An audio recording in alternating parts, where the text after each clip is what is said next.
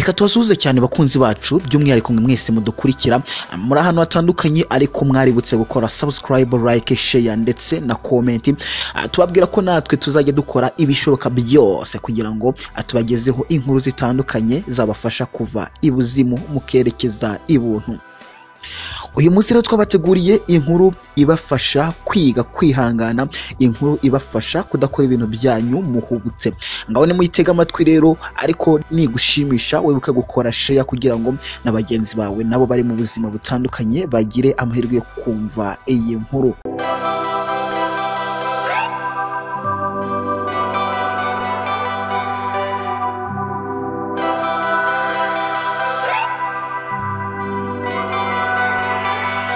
Mu gihugu cy'amazi ubujiji hari umugabo w'umutunzi witwaga Ntungiki, wari utunze amashyo y'inka, ingamiya, amafarasi ndetse n'andi matungo yo mu rugo. Uyu mugabo nubwo yari umutunzi ariko ntibyamubuzaga kurira, kuko yari afite ingeso mbi yo gukora ibintu byose ahubutse, bityo yahoraga mu ruhame asengera amayoga asaba imbabazi z'ibyaha yabaga yakoze.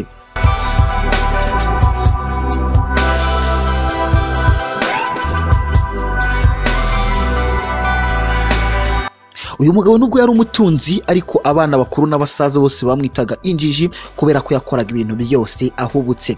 Umunsi umwe uyu mugabo yagiye mu ruzinduko mu mujyi witwa Mpazi wanjye, amarayo iminsi 12. Ku munsi wa 13 agarutse mu rugo, aho kugira ngo asuhuze abo yasize barimo abana, umugore ndetse na muramu we wabaga muri urwo rugo, ahubwo yahise yigira mu kiraro cy'inka kugira ngo arebe uko amatungo ye asigaye angana. Uyu mugabo akigera mu kiraro cy'inka, kubera ko yari azikumbuye cyane nazo zimukumbuye zitamuheruka, zatangiye kwabira imwe kuri imwe.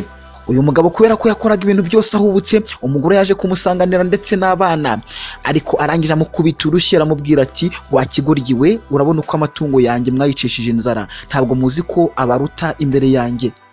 Umugore n'uburakari bwinshi yahise amusubiza ati, nubwo ufite ibintu ariko uri ikigoryi, ni gute bavuga ko abana wibyariye barutwa n'inka?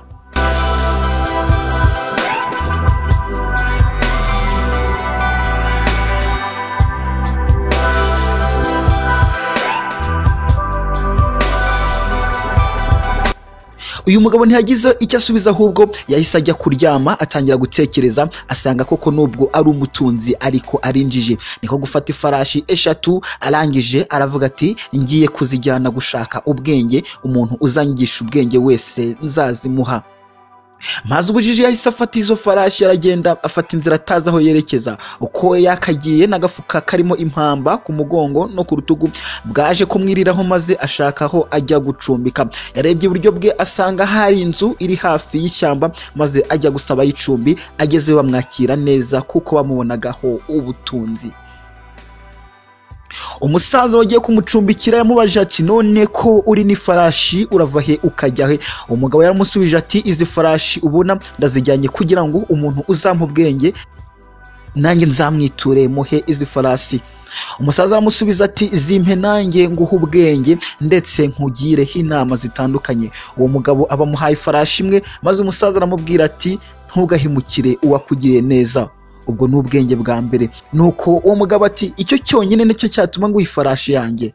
Umusaza aramusubiza ati, yego, ahubwo niba ushaka ubundi bwenge zana indi farashi. Nuko Mpazi ubujiji amuhereza indi farashi, maze umusaza aramusubiza ati, ntukanyura ahantu bari kwiga ijambo ry'Imana ngo hatambuke utabanje kwicara ngo nawe uwumve.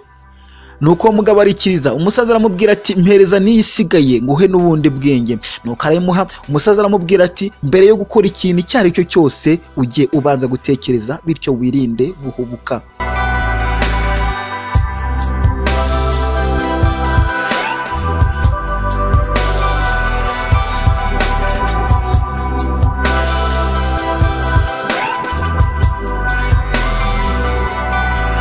Bwarakeye mu gitondo, umusaza wacumbikiye Mpazi ubujiji abyukira mu murima wa mugabo yacumbikiye, aramubwira ati, ntunsiga turajyana nanjye njye kugufasha guhinga. Maze umusaza aramusubiza ati, mu muco w'inaha ntabwo dukoresha abashyitsi imirimo nk'iyo, ahubwo nubyuka baragutekera urye unywe, kuko ibyo kurya hano n'ibyo kunywa birahari.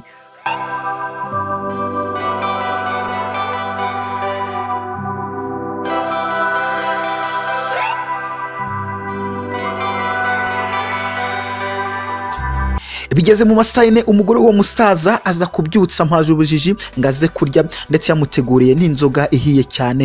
Uko uwo mugabo yasomaga kuri iyo nzoga, uwo mugore yaramwitegerezaga cyane ntagire icyo avuga. Gusa hashize nk'isaha uwo mugore harerura amubwira ko yamukunze, amwifuza, yifuza ko baryamana. Uwo mugabo yashatse kubyemera, ariko yibuka ko umusaza yamubwiye ati uramenye ntugahemukire uwakugiriye neza. Yibutse ko uwo musaza yamucumbikiye nta kiguzi, niko guhakanira uwo mugore, aramubwira ati singiye guhemukira uyu musaza kandi yangiriye neza akampa icumbi bwari bunyiriyeho.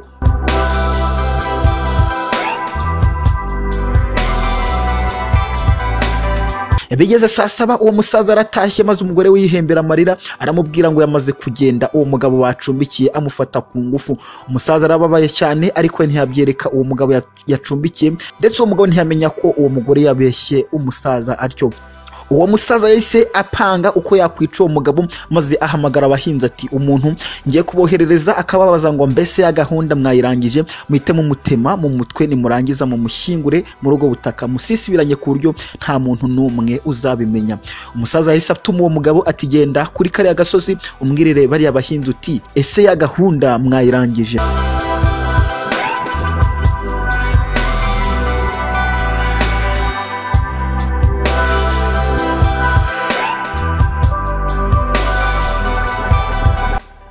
Umugabo yaragiye, maze amaze kugenda nk'ibirometero 3 agera ahantu asanga bari kwiga ijambo ry'Imana, maze yibuka ko umusaza yamubwiye ati uramenye ntugaca hano ari kwiga ijambo ry'Imana utabanje kwicara kugira ngo nawe uryumve. Umugabo yaricaye yumva ijambo ry'Imana, hashize nk'amasaha 3 wa musaza yibwira ko abahinzi bamaze kumwica, yoherezayo umuhungu we w'imfura ati genda umbarize bari abahinzi ngo mbese ya gahunda mwayirangije.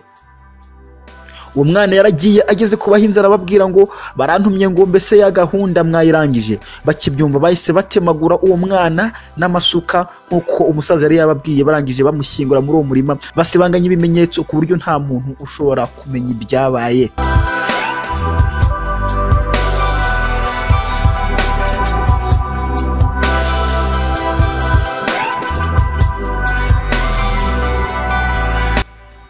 Hashize nk'isaha imwe wa mugabo nawe ijambo ry'Imana rirangiye ajya kureba babahinzi, maze arababaza ati bantumiye ngo mbese ya gahunda mwayirangije. Nuko aramusubiza ati genda umubwire uti gahunda bayirangije neza nta n'uwamenya ibyabaye.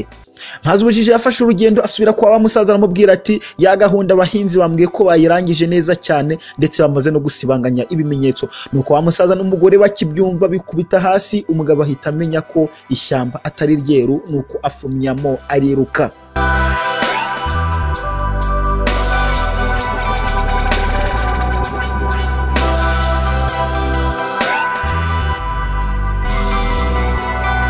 Wa mugabo yagizewe mu rukerera, maze yinjira mu nzu ye yari nyakatsi, dore ko urugi barwegekaga ku muryango bakegekaho n'ibuye kugira ngo rudafunguka mu buryo bworoshye. Uwo mugabo yanze kubyusa umugore we, maze arikingurira, arebye ku buriri akubitwa n'inkuba kuko yasanze umugore we ari ku buriri bumwe n'undi mugabo. Maze ubujiji yahise azabiranwa n'uburakari, maze afata icumu ngo ari bacumite bombi ribahinguranye, ariko yibuka ko wa musaza yamubwiye ati uramenye mbere yo kugira icyo ukora cyose ujye ubanza gutekereza, ndetse ukwiriye kwirinda guhubuka. Yahise abaza umugore we ati uyu mugabo ninde? Umugore aramusubiza ati uyu ni papa wawe. Akimara kumva ko wagiye utavuze, yagize ngo ugiye kwiyahura kubera ibyari byakubayeho, ahita arwara umutima. None ndi kumurwaza, kandi urabizi ko iyi nzu igira icyumba kimwe, nabonye nta handi nshobora kumuraza. Umugabo arebye kuko asanga ni papa we yararembye, adashobora no kwegura umusaya, adashobora no kuvuga, ahita amukorera ubutabazi bw'ibanze amujyana kwa muganga. Umugabo arangije arakira kubera ko yabonye ko arimo kuvuzwa n'umuhungu we. Bakiva kwa muganga, uwo musaza yabakoreye ibirori. Umugabo arangije arahira kutazigera yongera kubwira nabi umugore we mu buzima. Barangije babana neza, baratunganirwa. Wa mugabo koko abona ubwenge, abona n'amahoro, urugo rwe rurubakika. Singe wahera hahera umugani.